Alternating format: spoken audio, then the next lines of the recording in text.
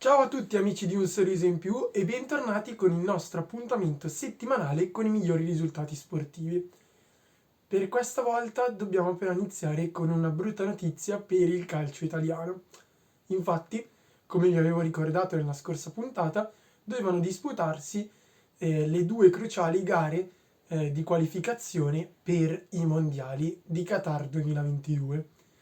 L'Italia nella prima gara doveva affrontare e battere la Macedonia del Nord. Purtroppo è arrivata una sanguinosa sconfitta per 1-0 con rete di Trajkovski al 92esimo minuto.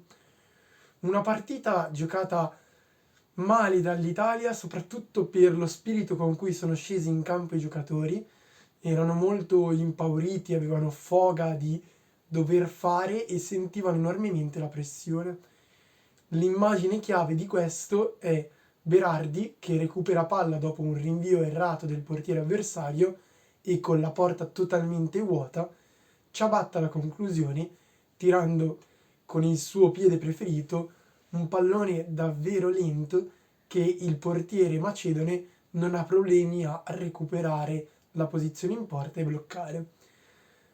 Il gol è arrivato all'ultimo minuto, è solo la beffa conclusiva di un percorso che dopo la vittoria degli europei si è arrestato.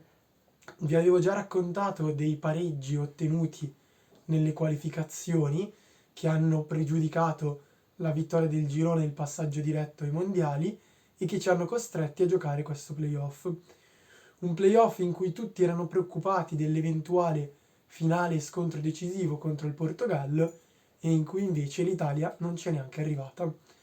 Nell'altra partita il Portogallo ha battuto 3-1 la Turchia e quindi si giocherà l'accesso ai mondiali contro la Macedonia del Nord. L'Italia scenderà in campo stasera, di martedì, contro la Turchia per un inutile amichevole eh, effettuata solo per una questione di diritti televisivi e che per la squadra italiana sarà, diciamo, una passerella della vergogna che speriamo non si traduca in un'altra disfatta. Passiamo ora a delle notizie positive. Si sta disputando il Miami Open di tennis, un torneo ATP 1000 e anche la sua versione femminile, cioè della WTA. Arrivano notizie positive da entrambi. Partiamo con le donne. Nelle ragazze, Lucia Bronzetti è arrivata fino agli ottavi di finale e qui purtroppo la sua corsa si è arrestata contro l'australiana Saville in 3 set. Una Lucia che comunque ha dimostrato di poter giocare e disputare ottime partite a questo livello e soprattutto questo splendido risultato gli permette di entrare finalmente in top 100. Quindi siamo pronti a seguirla nella stagione sulla terra rossa che inizierà a disputarsi nei prossimi mesi. Nel circuito maschile, invece, dopo il forfait di Matteo Berrettini, abbiamo comunque un italiano agli ottavi di finale ed è Yannick Sinner, con 2 partite al cardiopalma, prima contro il finlandese Ruusu Vuori e poi contro lo spagnolo Carreno Busta. Sinner ha vinto al terzo set entrambe e in entrambe ha annullato il match point per l'avversario, cioè all'avversario bastava fare un singolo punto per vincere la partita. Contro il finlandese sono stati 3, mentre contro lo spagnolo sono stati ben 5. Soprattutto nella seconda gara si è trovato Sinner sotto al terzo set per 5 punti a 2 e 0,30 nel gioco.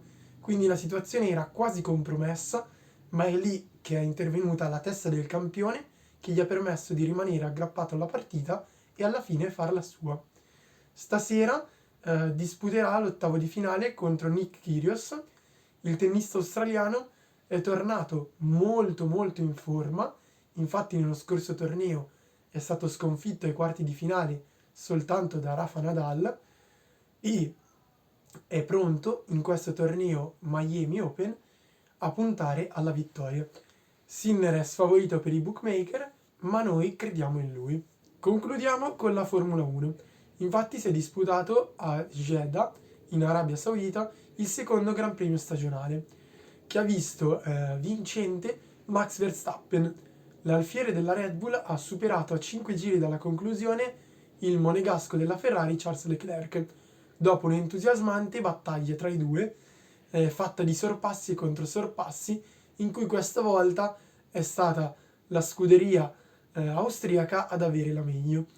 Leclerc si può comunque ritenere soddisfatto, infatti ha raggiunto un'ottima seconda posizione, completata dalla terza posizione di Carlos Sainz, quindi abbiamo per la seconda volta consecutiva 2 Ferrari sul podio.